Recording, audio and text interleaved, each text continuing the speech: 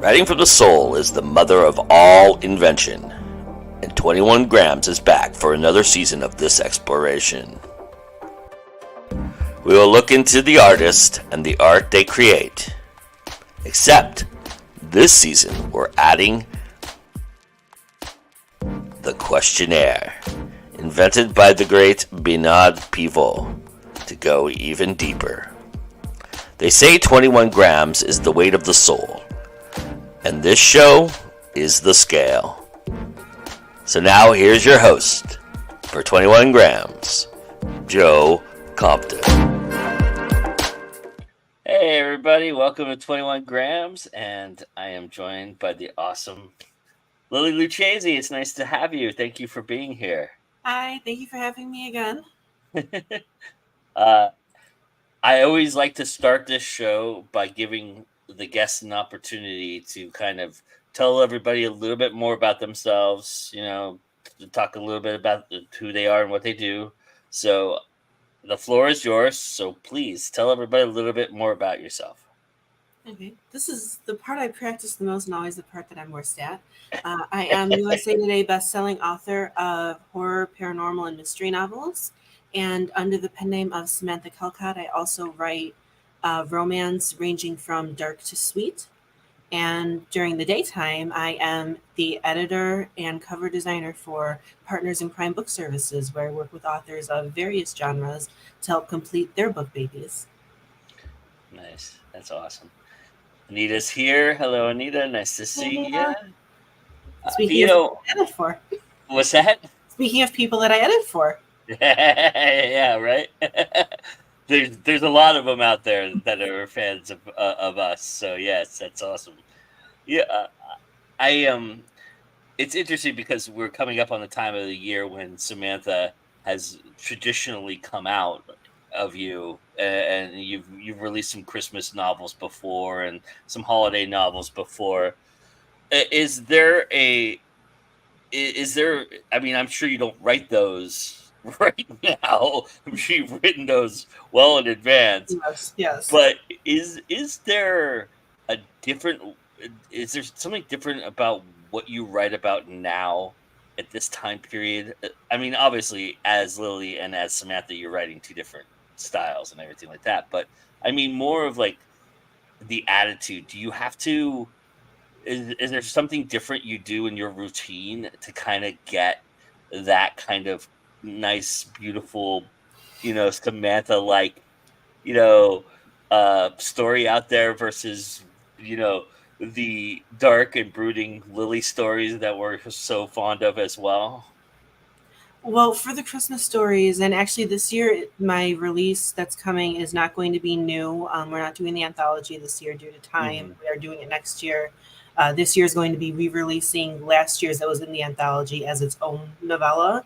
So I'm excited to put that out. But even when writing my Samantha books, I write them, they're very different. Like I have a set out now, Deviant Desires, where there's a Samantha Calcott novella, and that is a dark reverse harem. So even for that, compared with what I typically release during the Christmas time, I have to get into very different vibes. And initially, it was my mom who helped me get into that Christmas vibe. Christmas was her thing. Thanksgiving and Christmas, those are like her things. So it was really easy for me. And she always did Christmas in July, all like the movies, the music. So it was very easy for me to prepare those novels. That was always around me. Yeah. So there definitely is a very different mindset I have to get into. And while I did the Christmas novella last year, the one's being re-released, I put on Christmas music. It wasn't typical Christmas music. I mean, it was like pop and rock Christmas covers. I'm not playing Mariah Carey. I'm not the reason she's rising up on the Billboard charts. I promise everyone. But yeah, it's the music that helps me get into that vibe because I'm not traditionally a Christmassy person. My idea of Christmas is Nightmare Before Christmas. Mine too. Yeah. Does BTS have a Christmas album? They have Christmas remixes, and they did do live Christmas. They don't have any Christmas music, but actually, Jungkook, his single "Standing Next to You," they released a holiday remix just now. So that's going to be on rotation while I try and write next year's novella. For anybody who doesn't know Lily, she has a weird affinity for K-pop music and especially BTS. So Especially Jungkook. Now he's released his solo album. It's so much fun. So like, I hate saying, oh, it's K-pop. Is like, no, it's like my yeah, next few romance novels. they're Golden is gonna be my soundtrack. I mean, that's like if you write romance and you like love and romantic themes, that album that's gonna get you through every novel you're writing. yeah. I mean, they've collaborated with Taylor Swift, with you Not know Taylor Swift. Coldplay. You know, they are so transcend. They're like Faith Hill is country, right? I mean, she's not really that much country anymore. She's kind of more Right, pop. they transcended the genre they came from, Yeah, and now that they're all doing their solo music, like I said, Jungkook's really broken out into the American U.S. pop market. And yeah. yeah, I'm just sitting here listening to that album, like, oh my god, my next few novels, they're set. This is just going to be on repeat because it's just I can't be on repeat while I'm writing as Lily. It's way too nice of an album in order to write murder. So if you write murder, play a different album. If you write murder, listen to August D. If you write romance, listen to Jungkook. Well, you've corrupted Maddie. She says she's not gonna lie. She started listening to him because of Lily. Oh, JK? um, I'm curious. Does a little bit of Samantha leak into Paige when you're writing Paige?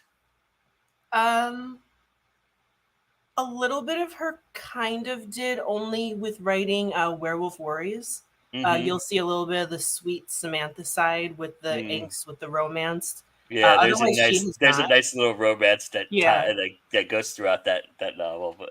Yeah, and after, I mean, it's not really a huge spoiler, but after the third book, the romance is set. Like, there's no more quote unquote Mm. romance drama.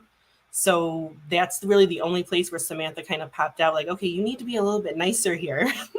I understand she's being stalked by werewolves, but she also needs to fall in love and she needs to open her heart a little bit. I'm like, okay, I'll listen to that side of me for a little bit. Nice. Okay, I have a twofold question here Okay. when it comes to Samantha. I want to know, when you're in Samantha mode, when you're in that mindset, and you're getting ready to write a Samantha book, or you've just finished it, what part of that leaks into Lily that you really like? And then the second part of my question. Well, let's answer that one first, and I'll give you the second part after. But you're going to enjoy the second part probably a Okay. little bit more than the first. But I think there's always been a little bit of Samantha in Lily even before I separated Samantha, because my Mhm. initial releases as Samantha were actually put out as Lily. They were a couple of short erotic stories, and um, my vampire books, The Vampire's Mistress, they were released as two parts under Lily Mhm. because they're erotic horror, but they were still horror enough to be Lily. But the more I went into writing romance and sex on page, because Lily doesn't do that in any of the books. Even the books that are quote unquote adult, there's no sex on page. It's just not, it just doesn't fit into any of those books. It would just be Yeah. gratuitous. Yeah. So I think it's more, why didn't I separate Samantha sooner? Because Mm. she's always been there. And if you read the Paranormal Detective series, especially when you get to book 5 and all that, the pining and the angst that winds up between Danny and Angelica, I think that you'll really see, oh yeah, Samantha's always been in there. Okay, so the second part of my question is, when you're in Samantha mode, when are you feeling your sickest? When are you going, I've got to like put on some corn, or I've got to go write something where I kill somebody? When do you feel like it's just almost to the point where you're going to throw up?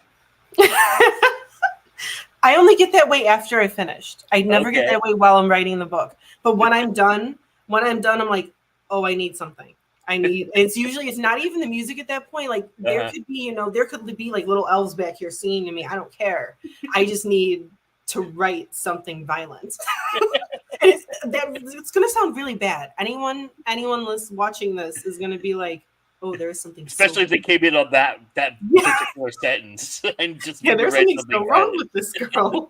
But yeah, no, I just, because there's so many different sides, but while writing most of Samantha's work, there is not a lot of murder, not a lot of death. That's why liked writing Unbiased. There's Mm. kidnapping and torture in that one as well as sex.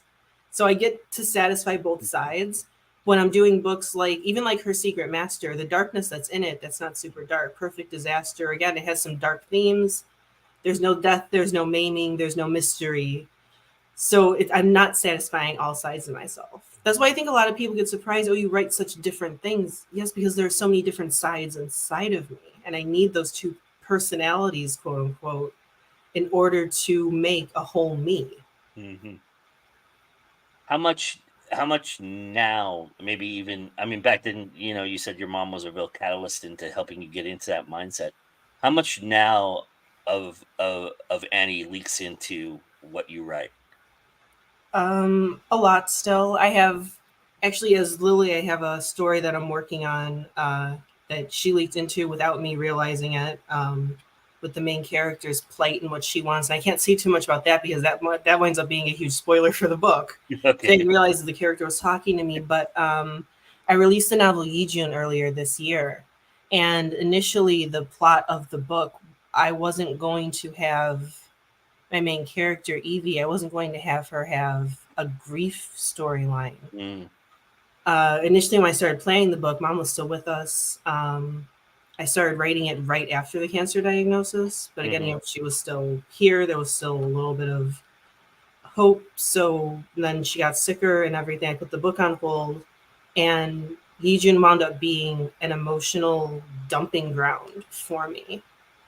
So, but it also became a slight bit of healing as well. And I hope that mm, with releasing it, I hope that there are some other people maybe that are feeling grief that can know that it's okay to feel happy a little bit. And that's what I kind of mm, hope afterwards. But like writing the stuff that I'm writing now, everything that I touch is going to have a little bit of her in it, whether it's mm, overt and you can tell, or whether it's just something that I know, whether it's a song on the playlist or a comment that a character makes. There's always going to be a little bit of her in everything that I do. I wouldn't be doing this without her. You yeah, know, when I as there told should her that be. I wanted to be a writer, initially I started querying when I was 16. And she told me, she said, I'm going to give you until you're 25 to make it in this industry, to make a Mhm, living, however you're doing it. She said, then you're going to have to go back and get a degree if you don't. That was mhm, our deal. And by the time I was 24, we started Partners in Crime Book Services. yeah. And I made it. Thanks to my mom, I made it. So everything that I touch is always going to have some of her. That's awesome. I love that, and it should. It really should. I mean, you two were so ingrained and intertwined, and I mean, you are her daughter too, so you have a lot of what she gave you Yeah. to share with Yes. the world as well. You know. All right. We'll stray from trying to make you cry here. I'm so sorry. It's okay. It's That's not okay. my No, you're intention. okay. You're Trust okay. me. It happens. um, but it's interesting too to me.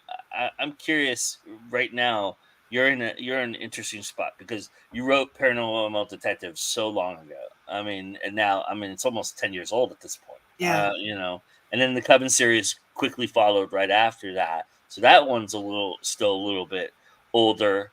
Still, it's getting older as time goes on. And then you're now into the mindset of Page, and you've got two more books to come out Yes. with Page. Yes. So, I mean, have you, you mentioned you start so young. Are you starting to feel more like you're a contemporary adult writer now than you were way back then?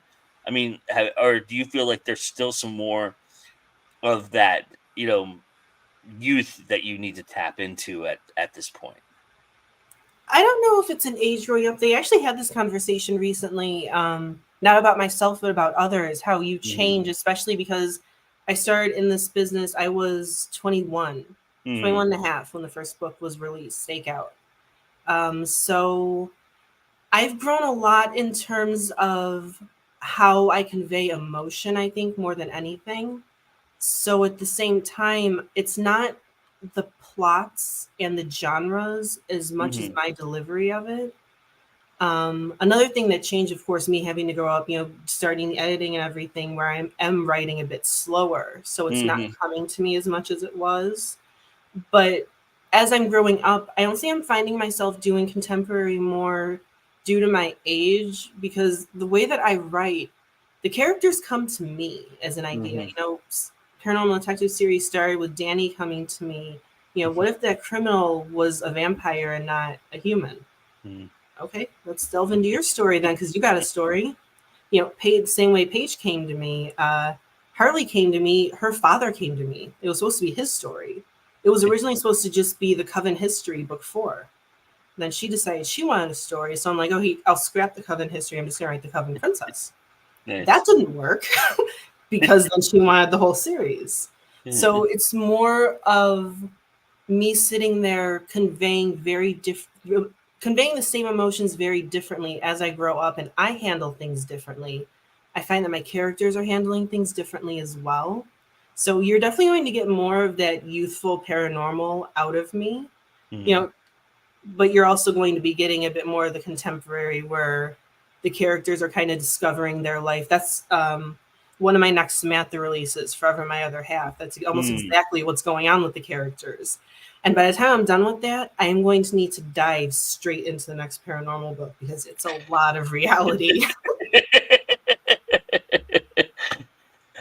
The other fascinating thing I think about how your career expanded over time is you've basically covered nearly every supernatural being you could possibly be, from witch to werewolf to lycan to vampire.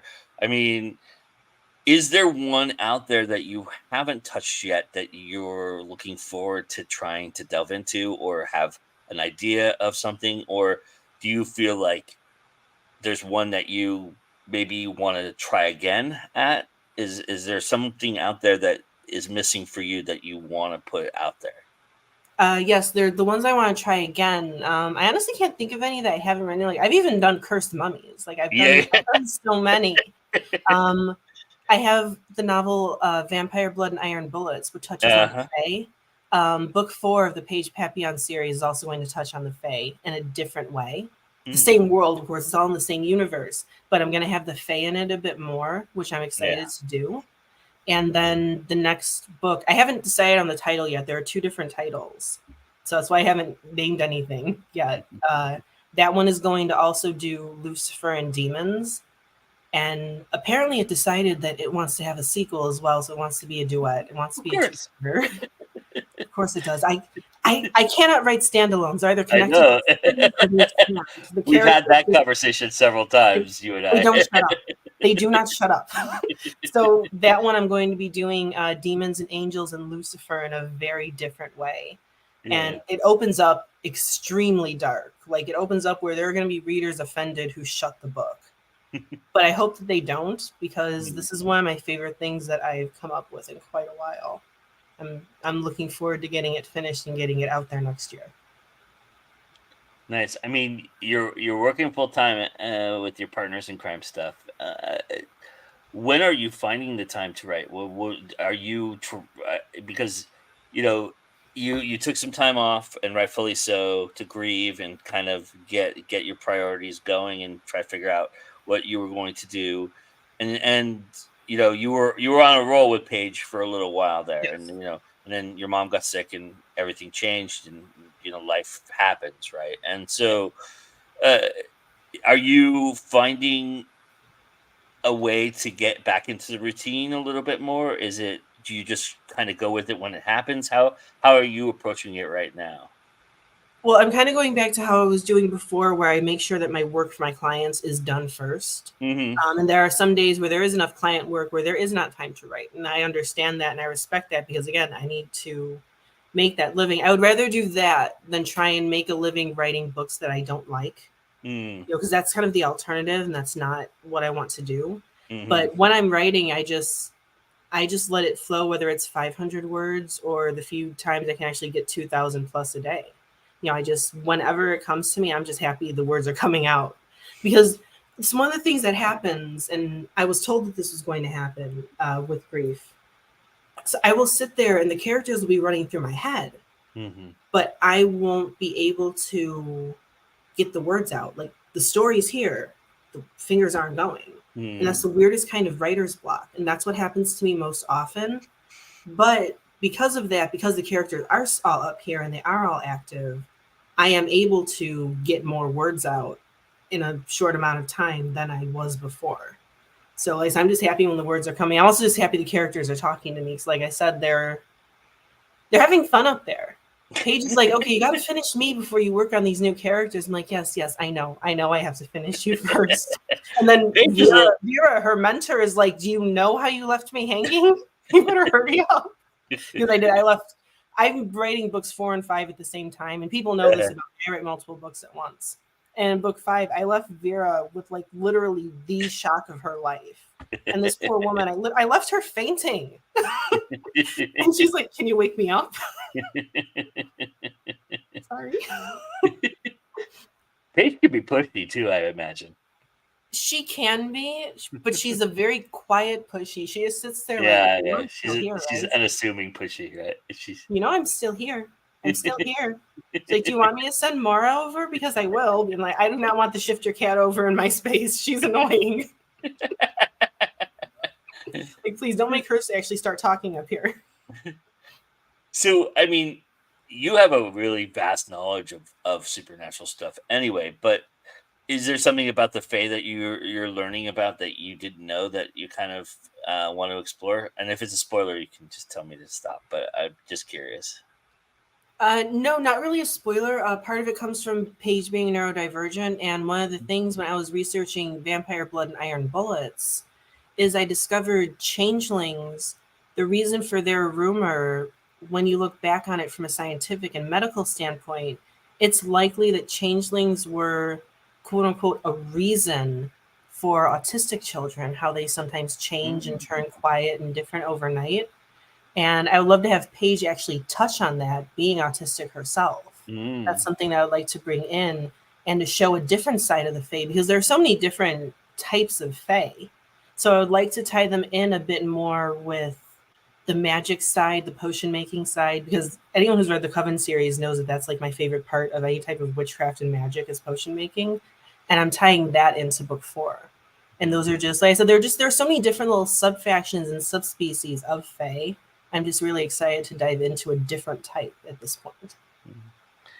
What's kind of cool about the cozies that I think has been different about your writing in the past is you've kind of towed the line between villain and anti-hero quite a bit, and especially Paranormal Detective. There's a lot of you're not quite sure who the good guy and bad guy are sometimes, right? And you do that on purpose because there's arcs that have to be run up and down. But with Paige, it's kind of cut and dry a little bit.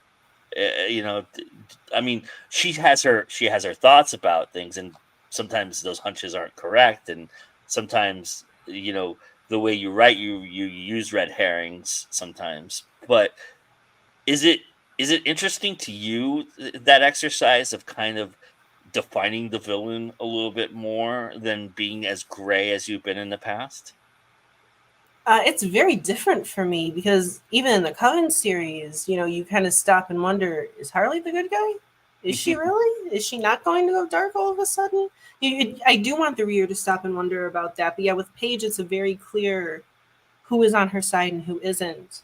I kind of satisfied that part of myself with the mystery surrounding her mentors, Vera and Mhm. John, where they're hiding a secret, but yet at the same time, I do want readers to have that comfort of Paige has a support system.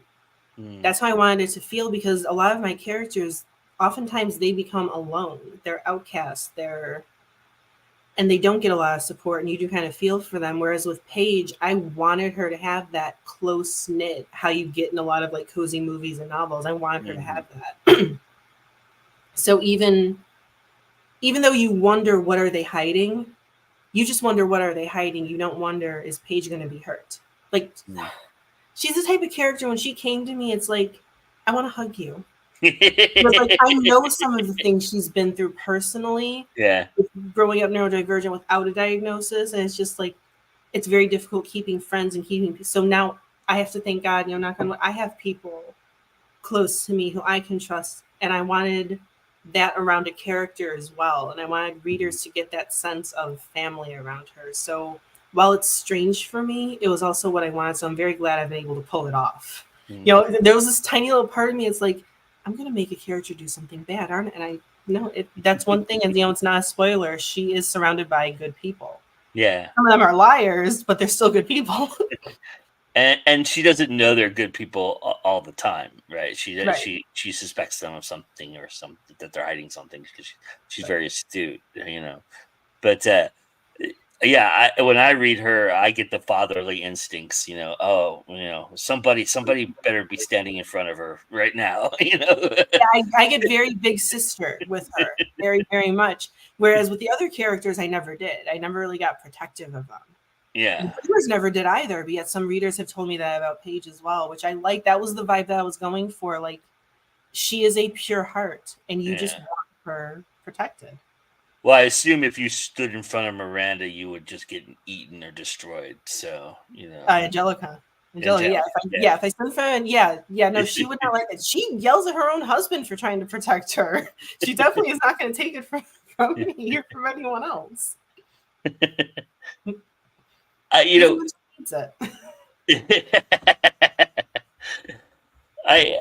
I find it fascinating too because cozies are so rule oriented. They're so strict in how you present them to make it a cozy, right? They've done that on purpose, and I have to think, you know, oftentimes you're a rule breaker. You like to flirt on the edges and wander sometimes into the dark woods and you know play tempt fate as it would.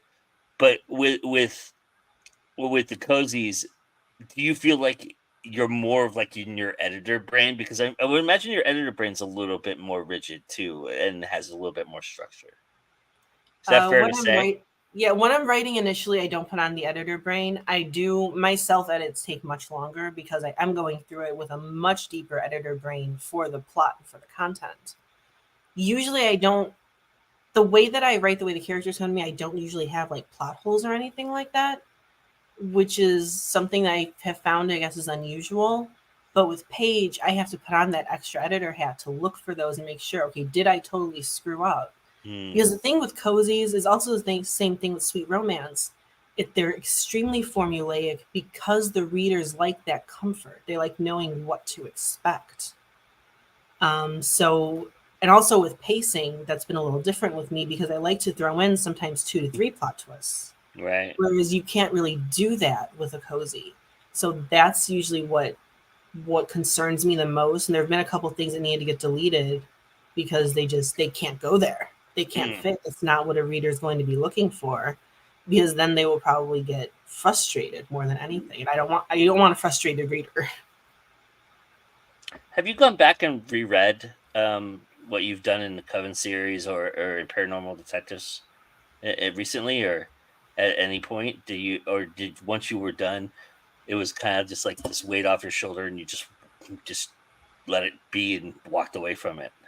I reread Paranormal Detectives in 2020 was the last time, which was when they Uh-huh. all got relaunched. I reread them in order to make sure they were prepared for relaunch. And I actually am going to be rereading Stakeout on purpose for Page's book 5. Because, like I've Mm. hinted many times, there are some things that are going to come full circle. That if you Mhm. read Stakeout, you realize I left a plot hole.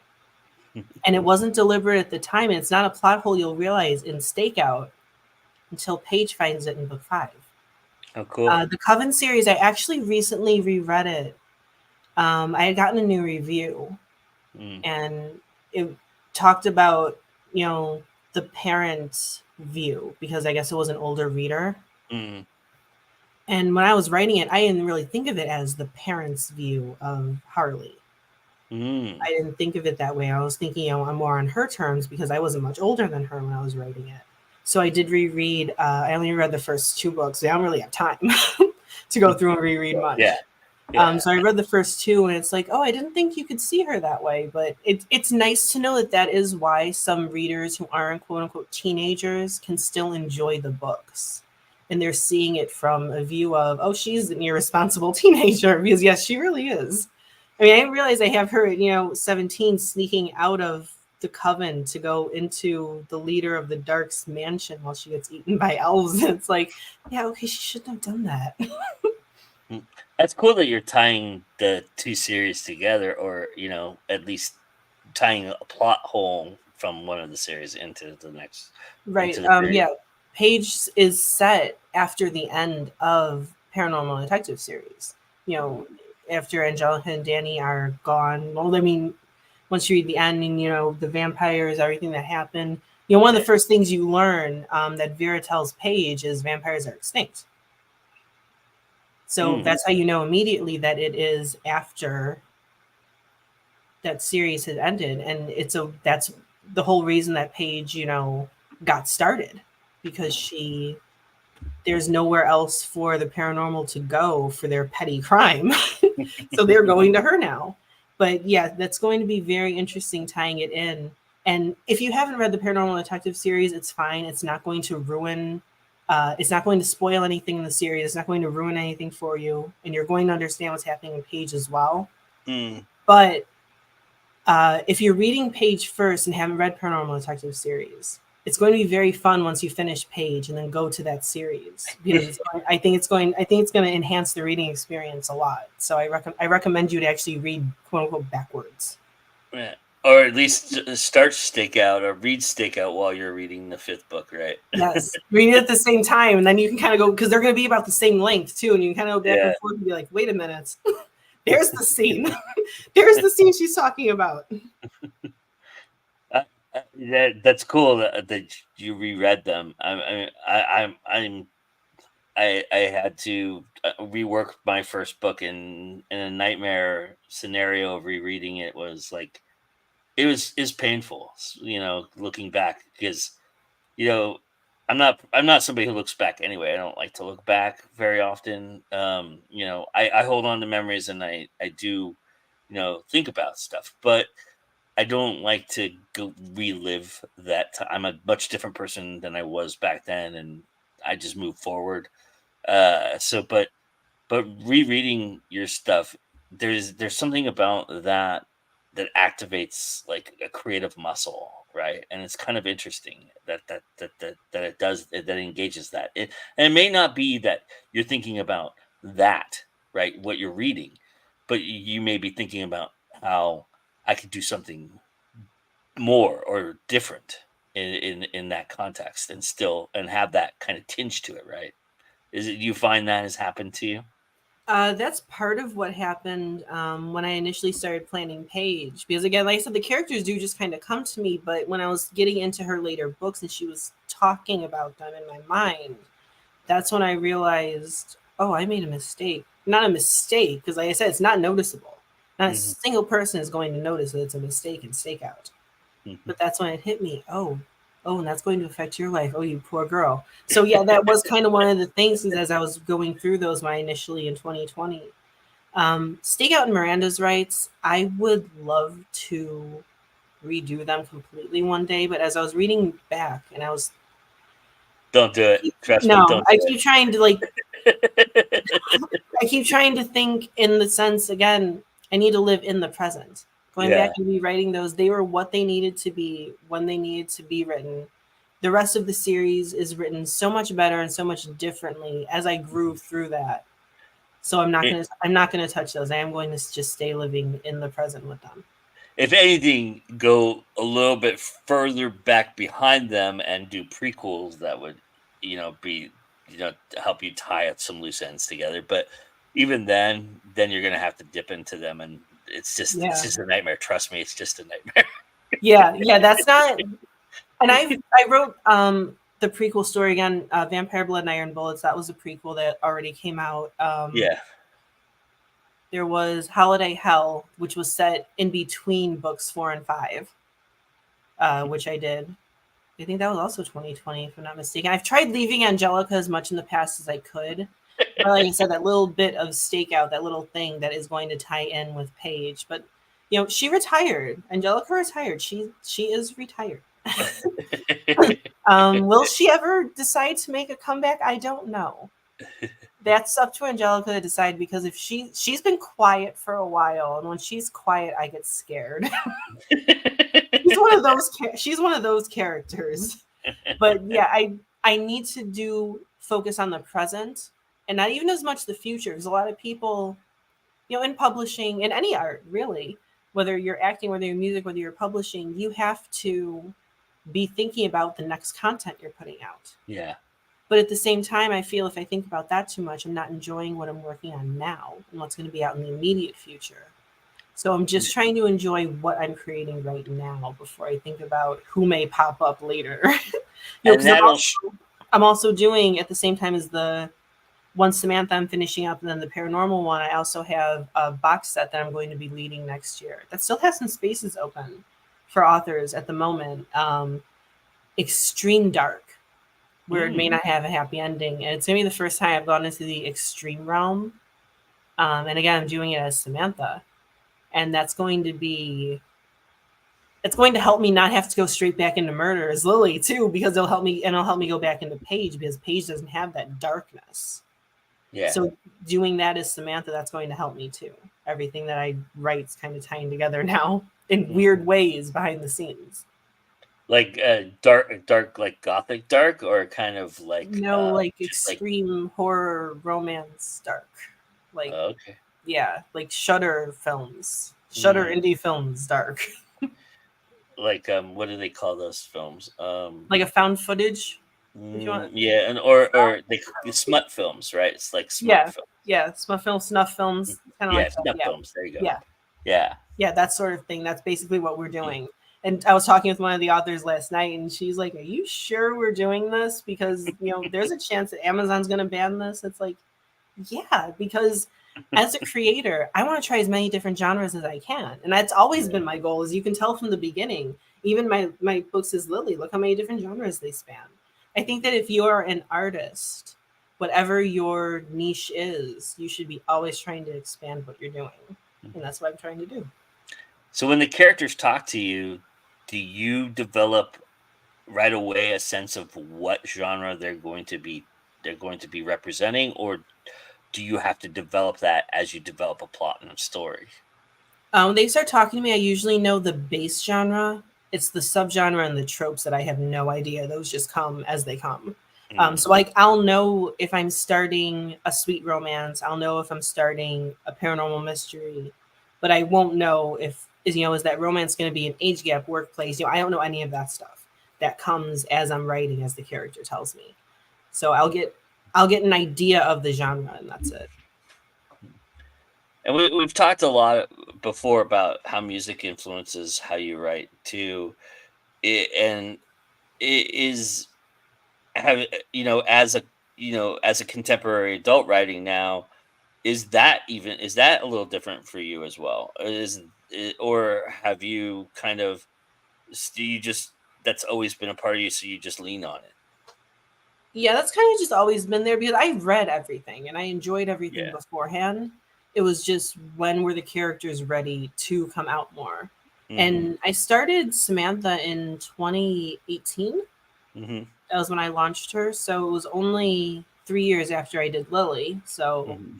it wasn't too much of a stretch to go again in that direction. But with the inspiration, with what I do, I have to separate. I'll separate my playlist, I'll separate my mindset, but I don't do it in a particular order where it's just the characters come to me when they come to me.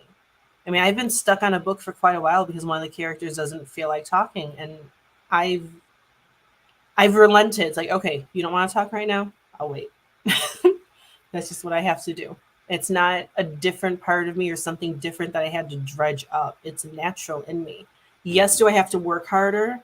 When it was new to me, yes, I did have to work harder. I did have to expand my craft. I did have to do practice stories. These are things I'll never see the light of day. Yeah, These yeah. things scrap, they're done. But working hard is not something that I'm afraid of as a writer. But at the same time, I also believe it needs to come naturally. As hard as you work, you also have to have that natural talent in the background in your Absolutely. Yeah. genre. Yeah. I mean, because it's all about the work ethic is paramount to finishing the words, but constructing the words and honing the words and making them make sense to a reader is a craft thing that if you don't have that ability, your story will fall flat and never really ever gain any traction. And no matter how many editors you put it in front of, it'll be very hard to kind of, if you don't understand pacing and structure and how to present it so that a reader will absorb it, right? And those are things that you could teach, but it would take a lot of infinite patience to teach that to somebody. Yes. The main thing that you cannot teach is emotion. No matter how Mm, many classes someone takes, no matter how many writing courses, how many seminars they attend, how many expensive coaches they hire, you can get a best-selling book out of that. You can mm, get a good cover, you can hire a great editor, you can craft a great story. If that natural talent to tell that story is not there, even a best-selling book is a career is not going to last from that. You need to have that talent at the base. I'm not saying that people are untalented who have to do all of that stuff and hire. Many people are, hmm but there are a lot of people who go into, and again, this is going into any creative art form that you may do. It isn't just exclusive to writing. yeah, You must be born with that talent and that drive and that hard yeah, work and to always want to improve. There are a lot of people now as well that I notice they're writing and they get success and then it starts to dwindle, but they don't want to work on it. You yeah, have to continuously keep working on your craft if you want to be a great writer, a great anything, a great editor, a great cover designer. You must always keep going to improve. And if you don't have natural talent, you can't improve. mm. Yeah, and that's a hard thing to convey to somebody, you It know? is because you're basically saying they're telling them like, I don't think you're talented. Yeah, But there are some people. It's like, yes, you may want to write, and you may, if even if you keep doing it, they also need to maybe understand that you can keep doing it, but if you can't advance. You have to yeah, be okay with where you are. You hit your plateau, and you have to be okay with that. yeah, And that's something that's also not very. I mean, and do I have natural talent? I would hope so. I hope that I do. I've been told that I do. That's not something that I think I can evaluate for myself. yeah, I do always keep striving to get better and learn more and try new things. And I hope that that will keep me growing. There may be one day where I hit my plateau and there is no, higher that I can go. That's fine. mm, I'm ready to accept that, but a lot of people are not. And that's something that I've tried to, to talk to them. It's like, just keep going. yeah. Even if you don't go higher, just keep going. Don't stop. Yeah, self-evaluation because of being an artist and being and having imposter syndrome is super, super difficult to kind of get through.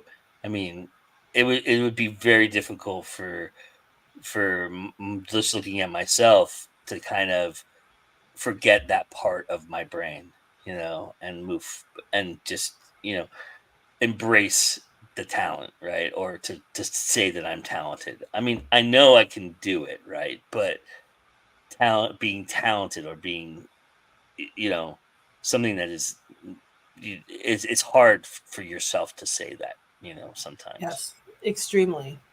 I do, and I'll sit there, and people are gonna like scold me now for being hypocritical because I'll talk about other people, and my clients will tell you that there's a couple I have yelled at them. I have literally yelled at them and scolded them like I am their parents to stop putting themselves down because their talent is so amazing. Well, I'll sit there and be like, oh, I don't know if I'm that, which I guess, I mean, if I'm trying to sell my books, I probably should say, yeah, I am that great.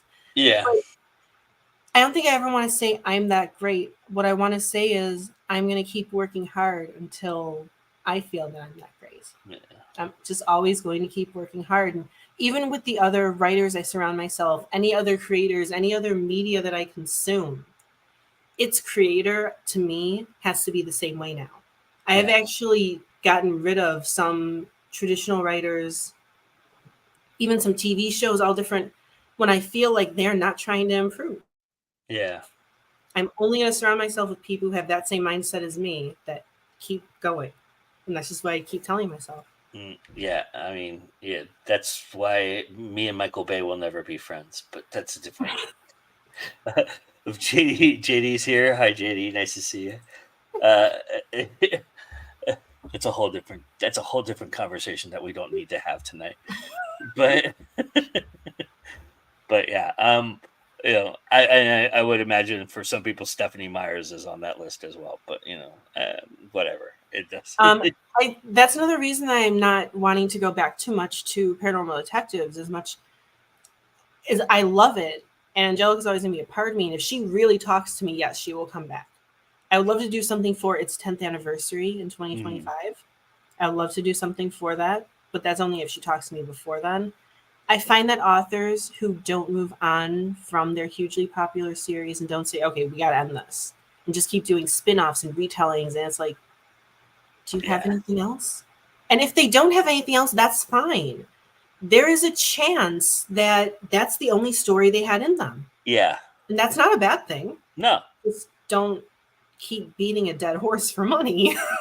That's where I'm going with it. I don't ever want to be seen as doing that. yeah, I know I've mentioned Darren Shan a million times. He wrote his first series was 12 books, even though they were yeah, short books, they were novellas. And he said it went on as long as the story allowed itself to. He said he was lucky the publisher agreed. yeah, The others have been standalones or shorter series. And then he writes for adults, but he said he's not going to go back to it and keep dwelling on the same series when there's more books to be written. And yeah. that's kind of how I feel. There's more books to be written, there's more characters to discover.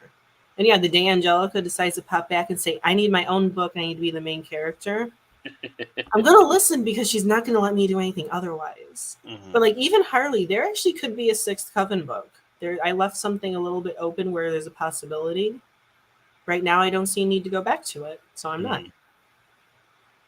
The last thing I wanted to kind of talk to you about, because I don't get to talk to people who do this very often, and it's one of the things I love. It's absolutely it is why I really think Werewolf is probably one of my favorites. But Werewolf Warriors is one of my favorites, and that is because I like going inside the industry of the industry and coming from the outside. Doing art within art. You know, and the idea. I mean, I don't know how much I can say about what that.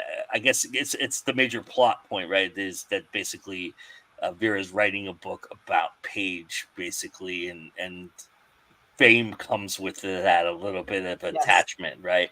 And so it's interesting. When did Vera come to you, or when did you decide that Vera was going to be a writer?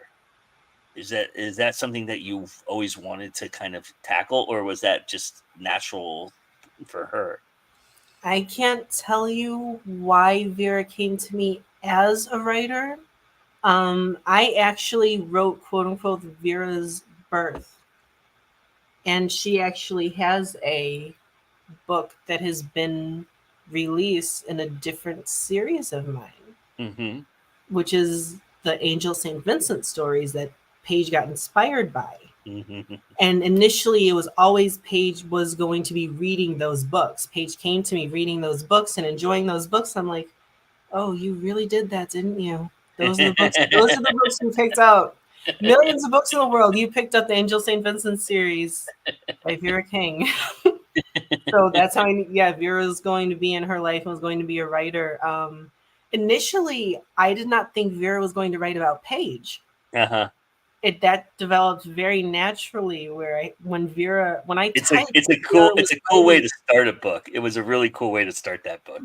yeah, when I typed that Vera was telling that to Paige, I'm like, oh, interesting. Okay, and that's it helped Werewolf Warriors be what it was because Paige Yeah. started getting that infamy, Yeah. and then people are going to start knowing her, and that's how when book 4 starts because Paige has that infamy. You see her business growing, and that she's getting clientele from different paranormal species who Which are for Paige finding is her. good and bad, right? I mean, the Right. neurodivergent in her is probably freaking the fuck out about all of that. Yeah, all of the change, but Yeah. at the same time she also enjoys research, so Yeah. she counts herself with that, and she gets to discover all of these different things.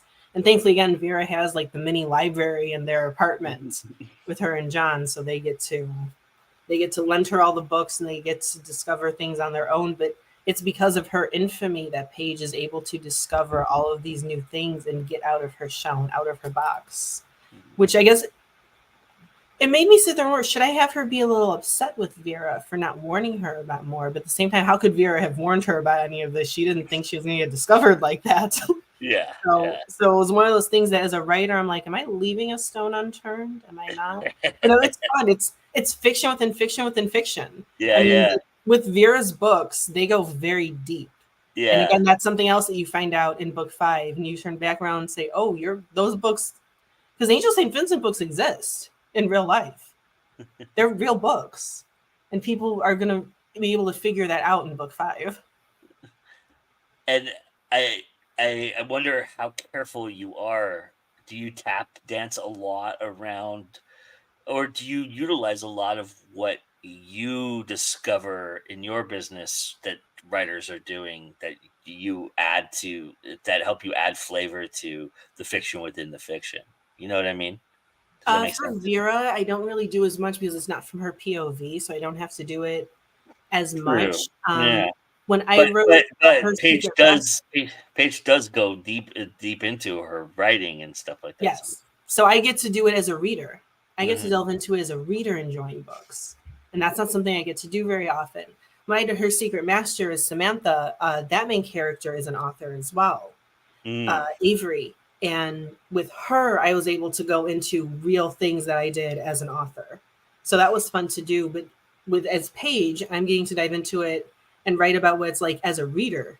I mean, that would be like if Stephen King came and said, hey, I'm going to be your mentor in your real career. And I'd be freaking out. Like Vera is Paige's Stephen King, which I know there's going to be someone who's laughing at me. Stephen King is behind me again. I put my poster back up. Well, and you know, every time you invoke Stephen King here, that this is going to come up.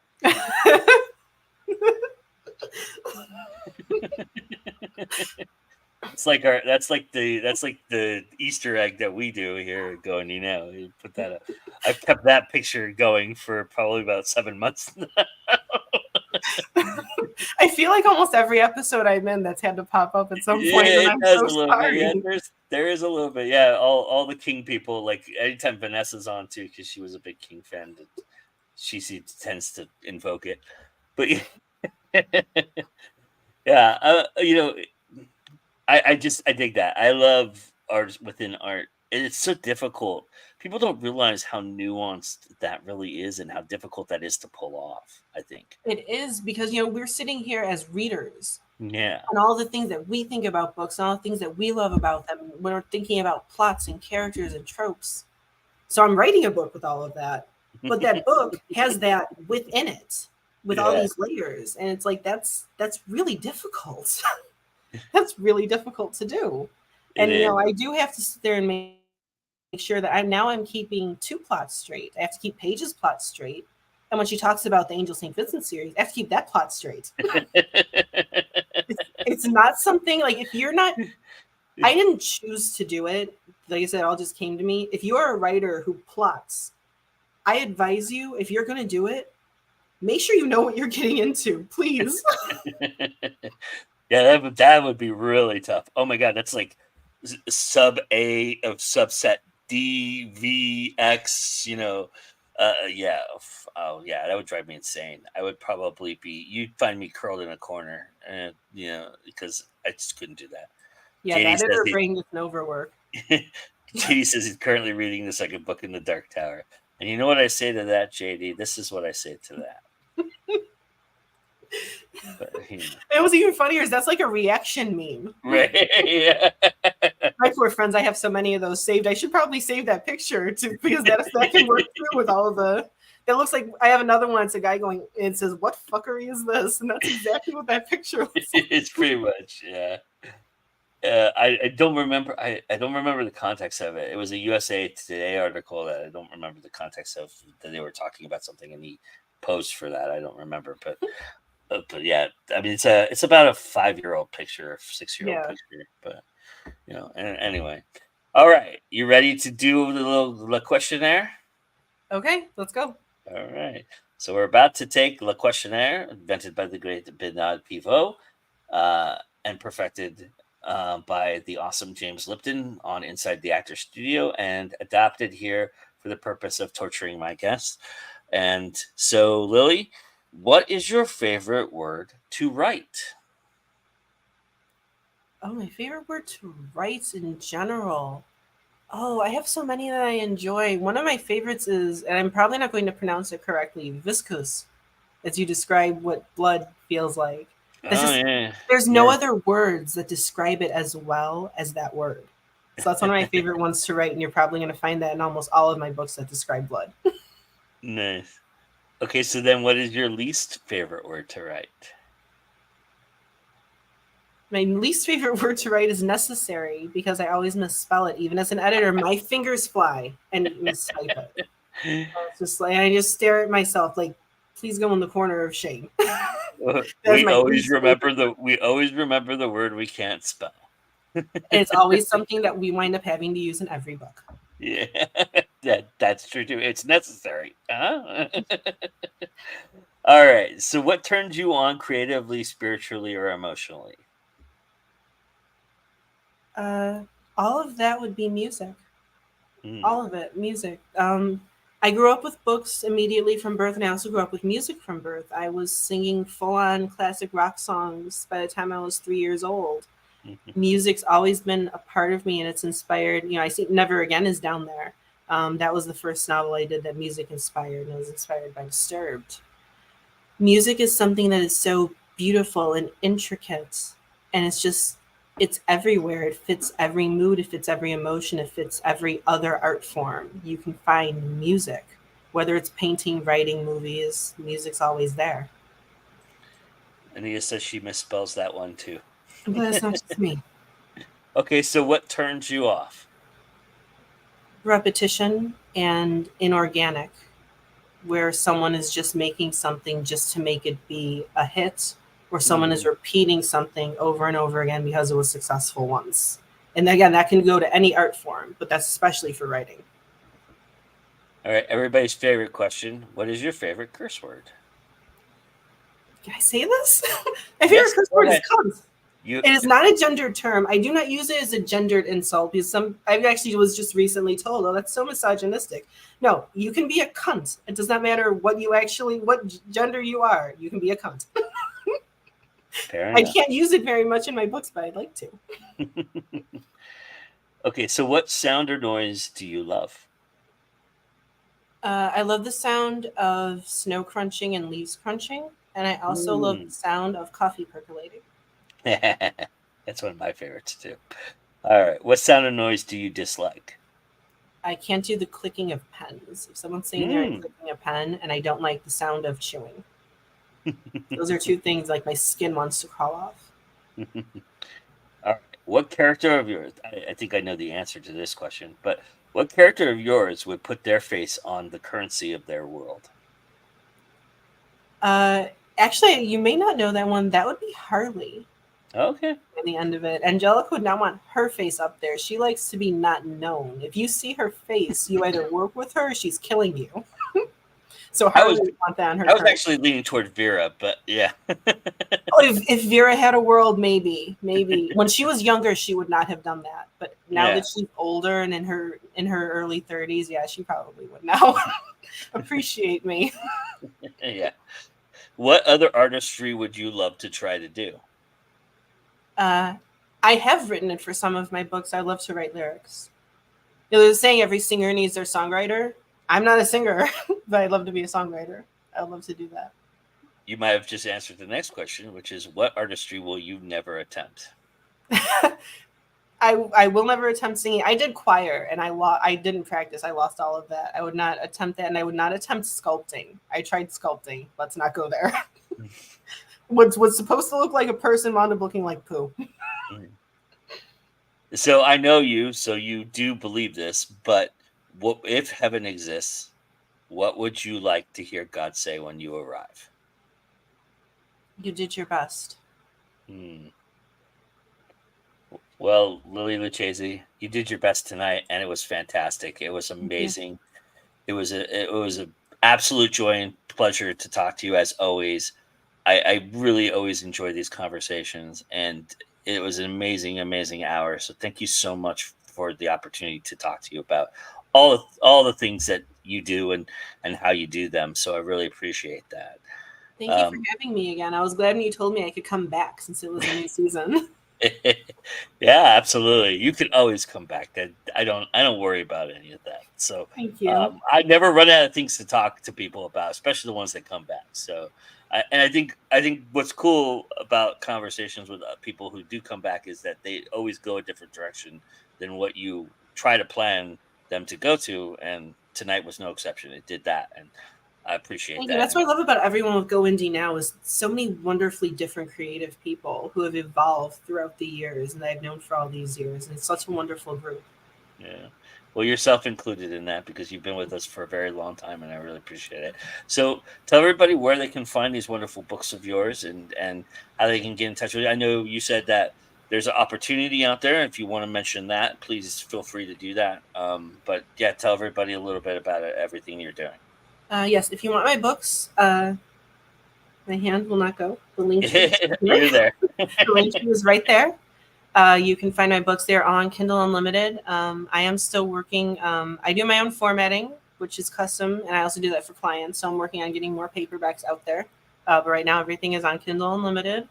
I also run via Partners in Crime. I run box sets, and there, if anyone writes dark extreme horror, I do have a set that is open right now. And through the link tree, you can find my Facebook. Please feel free to DM me or the page Partners in Crime Book Services. And any authors who happen to need services, I do have bookings open for multiple things. Yes. And if you contact me and it's something I don't do, I always have a wonderful network of other service providers that I like to recommend. But anyone watching, I would really be so grateful and appreciative if you checked out my books. They are pieces of me and they're just something that I love to share with the world. So anyone who reads them, please let me know what you think.